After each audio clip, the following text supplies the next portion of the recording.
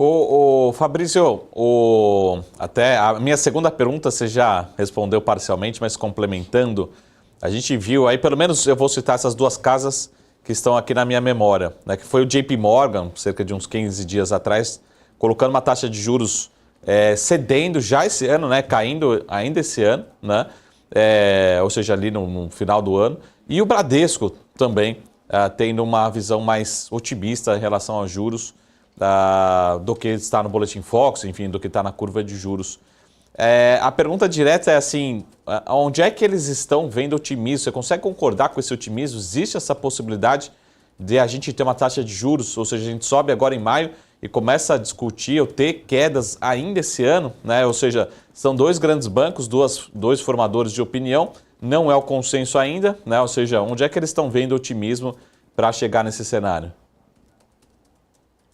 Marcos, se eu olhar só pela ótica da tendência que está da curva de redução hoje, um pouquinho de inflação, ótimo, você consegue projetar lá na frente. Agora, se você colocar as premissas, risco, principalmente, que você tem, e também os gastos do governo, você consegue não enxergar, você não enxerga você não consegue enxergar uma tendência de ele conseguir reduzir. Vamos olhar ali o fluxo cambial brasileiro nos últimos anos. É um fluxo cambial de saída de capital estrangeiro. Se a gente reduzir ainda mais o ticket de risco, nós vamos pressionar novamente dólar, e pressionar novamente inflação e puxando novamente juros. Pior do que você manter os juros por um tempo mais elevado, alto, é você fazer uma redução e ter que voltar atrás e subir novamente. Eu acho que o Banco Central vai, o Copom, principalmente ter uma visão mais clara, mais segura, não só das premissas internas, também das premissas externas, principalmente como que está hoje, né? Como estão as premissas externas hoje, para tomar essa decisão. Então, por isso até eu tenho uma visão um pouquinho mais pessimista com essas duas casas, até porque vendo hoje tanto o cenário internacional e o nacional, que não se tem efetivamente uma evolução, basicamente na parte fiscal, e eu manter a tendência desses juros manter por um período mais prolongado maior.